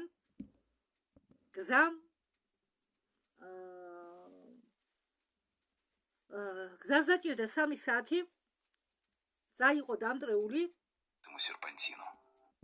სერპანტინიანი გზა იყო, ბოლო 5 კილომეტრი გავიარე ფეხით, რადგან მანქანა იქ ვერ გავიდოდა, სახლი იყო თიხისგან გაშენებული, რომელსაც სახურავი ჰქონდა თივის, ელექტროგაყვანილობა არაა, წყალი ამოაქვე ჭიდან, 21 საუკუნეა, მაგრამ ისეთი შეგრძნება თითქოს მე-14 საუკუნეში ვართ. მოხუცი იჯდა სხულზე, ეწეოდა თამბაქოს, უყურებდა მთებს, როდესაც მე მივედი არ გაუკვირდა, თითქოს მელოდებოდაო, მან მითხრა შენ ის ხარ, ვიც ეძებს, მე დავდასტურე. მან მითხრა დაჯექი და მომიყვა. ლაპარაკობდა 3 საათის შესვენების გარეშე, ლაპარაკობდა გასაგებად, მან მოყვა, რომ ბოშები არ იყვნენ ამ მიწიდან. იმ ასრში არა, როგორც ფიქრობენო თქვენი მეცნიერები. არა, უცხოპარენტელები არ ვართო ჩვენ. არც მოსულები ვართო სხვა ადგილებიდან. ჩვენ ვართო ადამიანები, მაგრამ სხვა ადამიანები, არა ისეთი, როგორც ხართო თქვენ. ჩვენ ვართო სხვა დროიდან, სხვა ფენიდან. მან ეს მითხრა ფენა რამანულ ენაზე, მაგრამ ჩვენ ენაზე მაგდაგვარი თარგმანი არ არსებობს, ვერ იპოვიო, რომ ეს სიტყვა გადათარგმნა, ნუ გამოიყენა ფენა ამ თარგმნელმა, ვინც შექმნა ეს ვიდეო. ესე იგი, მე ბევრჯერ მithქვას, რომ ჩვენ არსებობს მრავალი სამყაროები, პარალელური სამყაროებიც. და რომელიღაც ამ ფენიდან არიან ესენი. ხო, სადღაც ან შეიძლება პლასტი, ან შეიძლება გაზომილება ითქვას, ან ფენა, ან რომელიღაც ამ ფენის სამყაროდან. მაგრამ თლათ არა. მამაკაცმა თქვაო, წარმოიდგინე წიგნი როგორც სამყარო, სადაც ბევრი გვერდებია და ყოველი გვერდი ცალკე რეალობაო. ნუ მე დავამატებ, მე ჩემგან რომ გასაგები იყოს, წიგნი კი არ წარმოიდგინოთ, არამედ ფენოვანი ხაჭაპური. და ამ ფენოვან ხაჭაპურების შორითაც არსებობს სამყაროები. Წარმოგიდგენთ ახლა ეს თქვენ ის ფენახო სამყაროა და კიდევ ამ ფენებს შორისაც არსებობს სამყაროები. ხო, ასე უფრო გასაგები იქნება. და ის კაცი აგრძელებს ახლა. მე ხა გავაგრძელებ იმ კაცის ნათქვამს. თქვენო ცხოვრობთ ერთ გვერდზე, ერთ-ერთ გვერდზეო. ჩვენ კი მოვედით სხვა გვერდიდანო. ხო, მაგას გეუბნებით, ჯობია ფენოვანი სამყარო წარმოიდგინო, ფენოვანი ხაჭაპური წარმოიდგინო. და ჩვენ მოვედითო დიდი ხნის უკან. მე ვკითხეო, რისთვის მოხვედითო? ჩვენო ჩვენინებით არ მოსულვართო, მიპასუხაო მოხუცმა. ჩვენ გამოგვაგდო, კატაკლიზმა მოხდაო სამყაროებს შორის მოგლეჯვა, როგორ აგესანახამე ზუსტად ეს. ჩვენი ფიზიკური თვალებით ხედავთ მხოლოდ მატერიალურს და ფიზიკურს. მაგრამ არის სამყაროები, რომელთა ჩვენ ფიზიკური თვალებით ვერ დავინახავთ. ხო, არის სივრცე, არსებობს სივრცე. ჩვენ ფიზიკური თვალებით ამ სივრცეს ვერ ვნახავთ, მაგრამ ეს სივრცე ისევე არსებობს, როგორც ხაერი. ხო? ხაერს ვხედავთ ჩვენ, ვერ ვხედავთ, მაგრამ ჩვენ ვიცით, რომ სუფთა ჟანგბადი ჩვენ არ ვუნთქავთ. ხო? და ვისაც ამედით უნდა განათლება, იცის, რომ სუფთა ჟანგბადი წვავს ფილტვებს, ბრონხებს და სუფთა ჟანგბადი ალებადია სუფთა მდგომარეობაში, ხო? და ბევრმა არ იცის, რომ ხაერი შედგება, შეიძლება იცის, სკოლაში ასწავლია. ხაერი არის აირისებული ნივთიერების კოქტეილი, სადაც ყოველ ელემენტს თავისი რაოდენობის 9% ეძლევა. ხო, და ხა თქვენ წარმოიდგინეთ, სივრცე. კი, შეიძლება სივრცის გახევა, შეიძლება. სივრცის გახევა მოახდინეს ოკუპანტებმა, რამდენჯერაც გაუკეთეს ოკუპაცია მიწას. რაღაც კატასტროფა მოხდა, რომელმაც ჩამოხია კედელი. ჩვენ სამყაროებს შორის ფარდა, ახიან, ჩამოხია, რაღაცა მოხდა, ისეთი რომ ხრელი შეიქმნა. ფიზიკური თვალებით ამას ვერ ნახავთ, მაგრამ ვისაც აქვს უნარი წვრილი დონე დაათვალიეროს, გამოღვიძებულია იმ დონემდე, რომ რა ხდება წვრილ სამყაროში ნახოს, ის მე გამიგებს. ხო, და ამ დროს არიან ისინი გამოგდებული ავტომატურად. და ბევრი შემთხვევებია, მაგალითად მე ვინც უსმენს ჩვენ ვიდეოებს, მე ბევრჯერ ხა ხშირად არა, მაგრამ 1-2 3-ჯერ ალბათ მაქვს ნახსენები ვალერია კალცოვა. მას აქვს მონაყოლი ერთ-ერთ ვიდეოში, თუ როგორ გაიხა სივრცე ჩვენ და ისეთ სამყაროს შორის, სადაც ცხოვრობდნენ მონღოლოიდური რასა. კი, ბორეს აქვს ნათქვამი, რომ მონღოლოიდური რასა შექმნეს პირადელებმა და ამდენო ბარანელებმა, მაგრამ ვალერია კალცოვა სულ სხვანაირად ყვება ამ ამბავს და ეს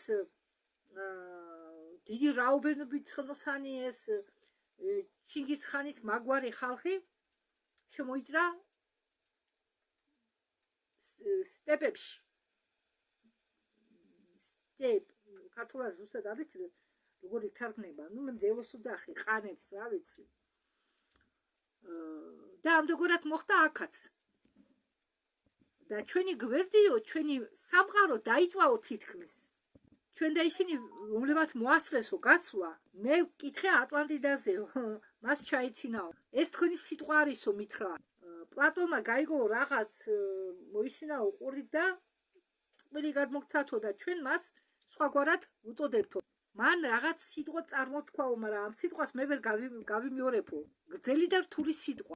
მე ვთხოვიო, გაემურებინაო. მე ჩავიწერეო, როგორც შემეძლოო. და მე ვკითხეო, სიტყვა გასაღებიო? და არსებობს სიტყვა, რომელიც არისო გასაღები. ეს სიტყვა რამანულ ენაზეა. თვითონ ბოშებმაც არიციან რა ენაზეა. გამოიცემოდა უბრალოდ მამისგან შვილისკენ. კიო, სიტყვა არსებობს, რომლის წარმოთქმა არ შეიძლებაო. უთხრა მოხუცმა, მოხუცი გაჩუმდაო. დიდი ხნით თამბაქოს მუშტუკით ეწეოდა თამბაქოს.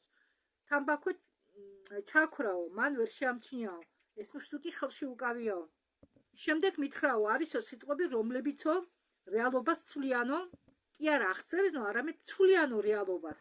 როდესაც წარმოთქვა მასე სიტყვა აღებო კარს ამ სამყაროს შორის კარებს. ეს კი საჩიჩიაო. მე ვკითხეო, რატომო? მან მიპასუხა, იმიტომ არისო საჩიჩი, რომ კარები მუშაობენ ორივე მხარეს. შენ შეგიძლია შეხვიდე, მაგრამ ვიღაცა შეუძლია აქეთ შემოვიდეს იქედან. მე შევეკითხეო, ვინ? მოხუცმა შემომხედაო და მითხრაო, ჩვენ სამყაროშიო, ჩვენ არ ვიყავით მარტონიო. იყვნენ ცხოვებიცო, არა ადამიანები, არა ცხოველები, რაღაც ადამიანები და ცხოველები მაგვარი.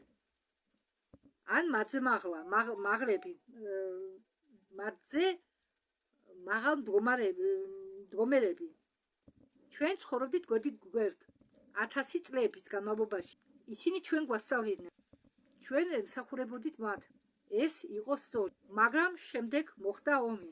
ჩვენ შორის არა, ჩვენ და მათ შორის არა. ეს ომი შედგა მათ შორის. ისინი სხვადასხვა დაჯგუფება იყვნენ თურმე, სხვადასხვა წარმომადგენლები და მათ შორის მოხდა ეს ომი. ომმა განადგურაო გვერდი. ეტყობა მაგათაც ჰქონდათ იარაღი, რომელიც სივრცეზეც მოქმედებდა. ჩვენი სამყარო დაიწვაო. ჩვენ გავიქეცითო. ისინი დარჩნენო. შეიძლება დაიღუპნენო. ჩვენ არ ვიცითო. მაგრამ ზოგმაო უშვილესო თავს და გადარჩნენო და ჩვენ გვეძებენო. მთელი ეს დრო ჩვენ გვეძებნენო. 1000 წლეულის განმავლობაში ჩვენ ვიმალებითო. ისინი კი გვეძებენო. ამიტომ ჩვენ მომთაბარე ცხოვრებას ვეწევითო. ამიტომ არ ვშენებთო სახლებს. ამიტომ არ ვშვებთო სხვებს. მე შევეკითხე სიგნალები პლეიადებიდან ისინიაო მოხუცმა დამემოწმა. მაგათმა იპოვესო საშუალება ჩვენ დაკავშირებოდადო. თქვენი ტექნოლოგიების მეშვეობით, თქვენი ტელესკოპების დახმარებით. ისინი ამბობენ, რომ ომი დამთავრდა და ჩვენ შეგვიძლია დაბრუნდეთ. ისინი გველოდებიან. მე შევეკითხე, თქვენ მათი ჯერათ? მოხუცი დუმდა ცოტა ხნით. შემდეგ თქვა, ჩვენო გავიყევითო. ერთ ნაწილს ჯერაო, მეორეს არაო. მათ ვისაც ჯერაო, ემზადებოდ დასაბრუნებლად. ისინი ვისაც არ ჯერაო, დარჩენა უნდათო. კამათი მიდისო. მე მოხუცს კითხეო, თქვენ თუ გჯერათო? მოხუცმა მიპასუხაო, მე ძალიან მოხუცი ვარო. მე არა ვარო დარწმუნებული, რომ შევძლებო წასვლას, მაგრამ ჩემი შვილიშვილები თვითონ აირჩევენო გზას. ხო, როდესაც პლანეტები დაიწყობაო რიგში, მაშინო გასაცვლელი სამყაროებს შორის უფრო ჭრილდებაო, თხელდებაო და დანაკარგის გარეშე შეიძლებაო გასვლა. ხო, ამ გასასვლის დროს ყველა ვერ უძლებსო. სხეული, გონება, ზოგი გიჩნდებაო, ზოგი ხვდებაო, ზოგი სხვა ხდებაო. როდესაც ჩვენ აქეთ გადმოვედით, ჩვენ ვიყავითო ბევრნი, ათასობით. მაგრამ დღემდე მოაღწიეთო მხოლოდ 100-ობით ადამიანები. დანარჩენი დაიკარგნენ ამ გვერდებს შორის. მინდა გითხრათ, რომ იმას, რასაც კარებს უძახეს, კარები იგულისხმება აქ, ეს არის კარიბჭე. ხო, კარიბჭე, იღება კარიბჭეები. და ამ კარიბჭებში გავლა ძალიან რთულია. ეს ისეთივე კარიბჭეა, მაგალითად ინსაიდერები რო გადადიოდნენ სპეციალური ლიფტების დახმარებით დედამიწიდან მარსზე. მაგალითად პენი ბრედლი ყვებოდა. ერთ ასეთ გადასვლას დეტალურად აღწერდა ბავშვობაში, როგორ გაამგზავრნენ მარსზე. მე შევეკითხე დისკებზე, მათი სისხლით აქტივაციაზე. მოხუცმა მიპასუხა, ეს დისკები შუქურები არიან. ისინი აწყობილი არიან ჩვენ სიზღლზე. მათი მუშაობა აწყობილია ჩვენ სიზღლზეო. ჩვენ გენებზეო. იმ ნაწილზეო, რომელიც აქედან არ არისო. როდესაც სისხლი, ჩვენი სისხლი ეხებაო დისკს, დისკი იღვიძებსო. გვიძახისო. ნაცისტებმა ნაწილობრივ მიხვდნენ ამას. მათ უნდათ გამოეყენებინათ ეს და გაიღოთ კარები დაეძახა იმათთვის, ვინც იმ მხარესაა. ნაცისტებს ეგონათ, რომ ამით ისინი მიიღებდნენ ძალას, იარაღს, გამარჯვებას. მოხუცმა დაიფურთხა და თქვა ნაცისტებზე სულელები იყვნენო. ნაცისტებმა არ იცოდნენ თუ რასთან ჰქონდათო საქმე, მაგათო რომ შეძლოდათო კარების გაღება, დაიწვებოდნენ პირველები. ისინი ვინც იმ მხარეს არიან, სხვები არ უყვართ. მით უმეტეს მასეთები ნაცისტებისნაირი. მე შევეკითხო სარკეს შესახებ, სად არისო სარკე, ვინ იცავსო სარკეს, მოხუც გაიღიმაო. სარკე ყოველთვის იქ არის, სადაც საჭიროაო. სარკე იმას აქვსო, ვინც არისო მზად. სარკე თვითონ ირჩევსო წველს, გადადის ერთიდან მეორესთან, ზოგჯერ თაობების შემდეგ, ზოგჯერ კონტინენტის მიღმა. ხო და შემოხედაო და მითხრაო, შენ არ ხარო მზადვეს გაიგო, თან შენ სხვა ახარო, ეს შენი საიდუმლოება არ არისო, შენ მხოლოდ მეთვალყურე ხარო, შენ შეგიძლიაო თვალყურე ადევნო და всё, ამით შენი მოვალეობა თავდებაო. შენ არ გახსოვ უფლება მიიღო მონაწილეობა. მე შევეკითხე რა იქნება თუ კარი გაიღო. მოხუცი ადგა, დაეხმო ჯოხს, აიხედა ცისკენ, ვარსკვლავები ჩანდა და მითხრა, არის ორი გზა. პირველი გზა ეს არის რომ ჩვენ მივდივართო, ყველა ვისაც უნდაო წასვლა, ბრუნდებითო სახლში, საიდანაც მოვედითო, თუ ჯერ კიდევ იქ არისო ჩვენი სახლი და ისინი ვინც გველოდება ჩვენ, მართლა გველოდებიან, თუ გველოდებიან მართლაო, თუ ეს მახე არ არისო. მეორე გზა კი შედგებაო იმაში, რომ ჩვენ დავრჩებითო. კეტავთ კარებს სამუდამოდ და დგებით თქვენით. ესე იგი თქვენაირები, დგებითო თქვენაირები. სრულიად დავკარგავთ იმას, რაც ჩვენ ხვდით სხვებად, დავდნებით, ანუ ასიმილირდებითო. უფრო კულტურული სიტყვით ვთქვათ. როგორც ერი ვქრებით, მე შევეკითხეო, რომელ გზას აირჩევთო. მან მიპასუხა, არ ვიციო, გადაწყვეტილებას მიიღებედო ახალგაზრდები.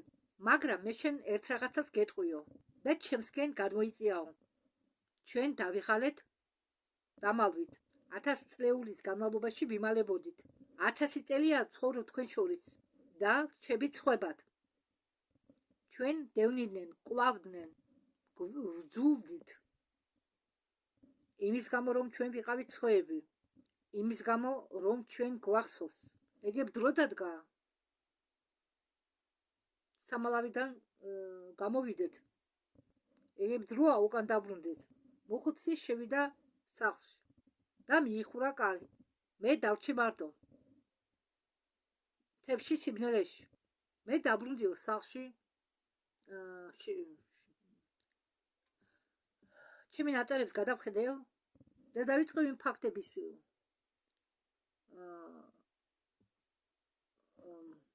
შესწავლა, რომლიც გარღვევა შეიძლებოდა, გადამოწმება შეიძლებოდა, მაგრამ იმ ექსპერტებს, რომელსაც მე მიმართეო, ზოგმა მარითქვაო კომენტარებზე, ზოგმა ყურმული უცებ დამიკიდენო, მაგრამ რაღაც მე გავიგე. გახსოვთ გენეტიკური კვლევა 2012 წლისა, გენების 30% გაურკვეველი წარმოშობის. მე დავუკავშირდი ერთ-ერთ ავტორს ამ კვლევისა, დავუკავშირდი კომოსის ასისტენტს, რადგან თვითონ კომოსი ინტერვიუს არ იძლევა და მან დამემოწმა, რომ შედეგები იყო უფრო უცნაური, ვიდრე გაასაჯაროვეს. ნაწილი ამ მონაცემებისა გადამალეს.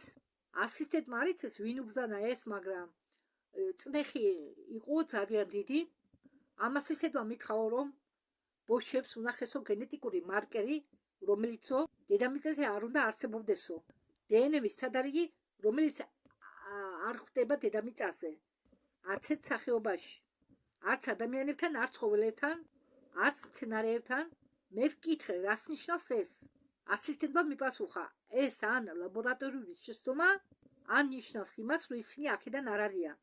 და შემდეგ დაუმატა, რომ ის გენეტიკაში მეტი არ მუშაობს, წავიდა სხვა სფეროში სამუშაოდ, არ უნდა პრობლემები. მე ვიპოვე ასტრონომი ჩილედან, რომელიც მუშაობდა სიგნალის გაშიფრვაზე პლეადებიდან ის რომელიც გადააყენეს ის ახლა ცხოვრობს პერუში თიან პატარა ქალაქში ადგილობრივ სკოლაში ასწავლის მათემატიკას მან დამემოწმა რომ ეს სიგნალი იყო რეალური ეს სიგნალი პლეადებიდან იყო რეალური ეს არ იყო ხმაური ეს არ იყო შეფერხება ეს იყო სტრუქტურირებული სიგნალი მისგან მიმართული და მან დაამოწმა გაშიფრული ტექსტი რაც ნიშნავდა რომ დრო მოვიდა მაგრამ კიდევ რაღაც დაამატა სიგნალი შეიცადა არა მხოლოდ ამ ფრაზას იქ კიდევ იყო კოორდინატები არამეტრი კოორდინატები არამედ ვარსკვლავური კოორდინატები ის მიუთითებდა წერტილს რომელიც იყო განლაგებული პლეადების ვარსკვლავებს შორის და იყო მითითებული თარიღი დათარიღება ემთხვეოდა პლანეტების ალბომს მე აგრეთვე ვიპოვე ის მეტყველე სიბიუდან რომელიც იყო 2019 წელს რიტუალის მოწმე მას არ უნდა საუბარი ეშინოდა მაგრამ მე არ მოვეშვი მან ახლა მეორედ რო შეხვდი მითხრა უფრო მეტი ვიდრე პირველად შეხვედრისას როდესაც სინათლის სვეტი ჩაქრა ხალხი წრეში უბრალოდ კი არ დაიშალაო ისინი შეიცვალენ მან ეს ნახა მათი სახეები ბრწყინავდა თვალები ანათებდა თითქოს მათ თვალებში რაღაც აინთოო და ისინი მოძრაობდნენ სხვაგვარად უფრო ნაზად და ჩქარა თითქოს მათი სხეულები გახდნენ სუბუქი ეს გრძელდებოდა რამდენიმე წუთი შემდეგ დამთავრდა ისინი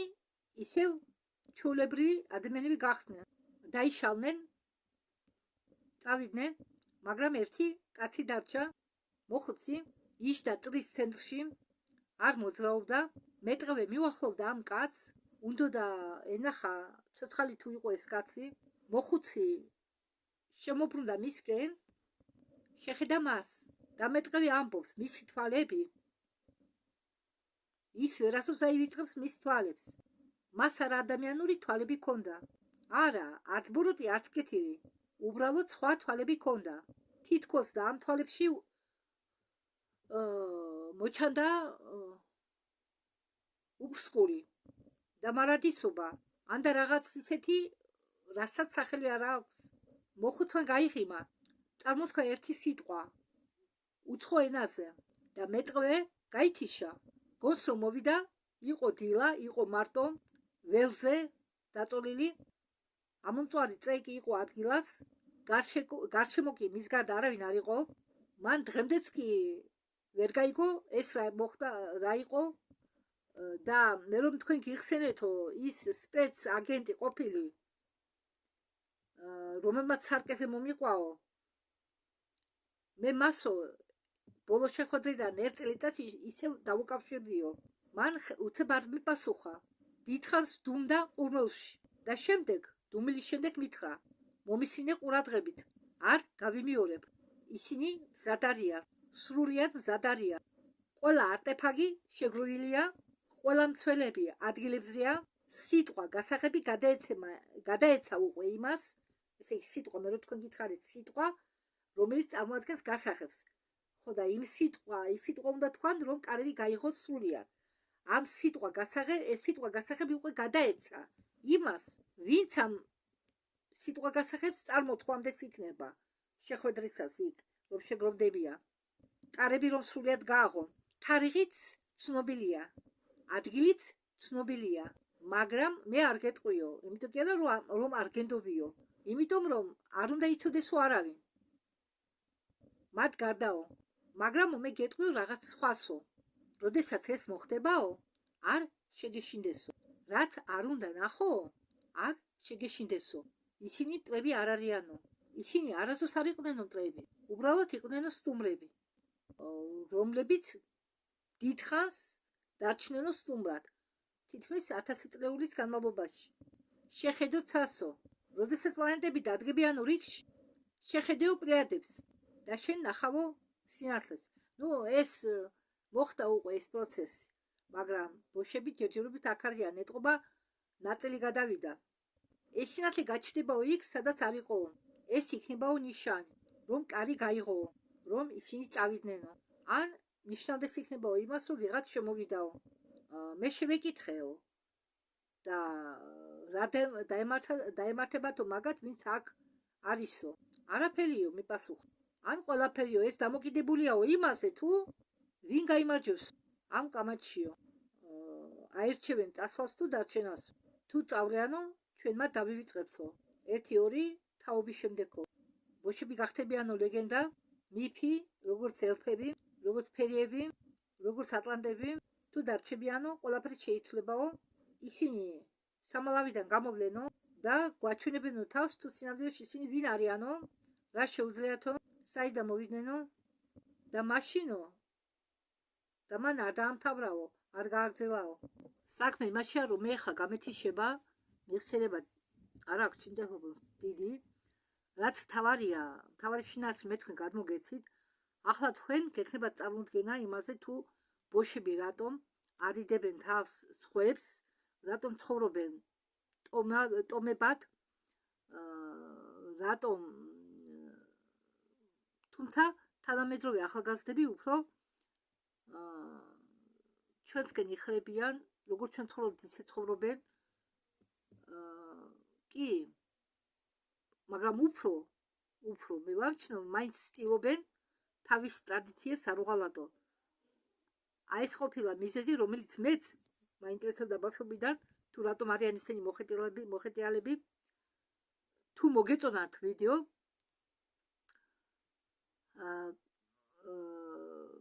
მადლობელი ვიქნები, თუ ვინმეს მოეწონა ვიდეო. არის კიდევ იქანე მე მინდა გადავთარგმნო, მაგრამ თავი შევიკავე, შემეშინდა ეგრეთ ჭყალებში ქვების როლის, რადგან თვით ამ ერის გაღიზიანებაც არ მინდოდა, მაგრამ აი ამ ვიდეოს რო წავაწყდი, მე ასეთ მომივიდა, რომ იმ ვიდეოსაც გადათარგმნი, მაგრამ ჯერ არ ვიცი ამას როგორ მიიღებს ხალხი. ნახოთ. მადლობა ყურადღებისთვის.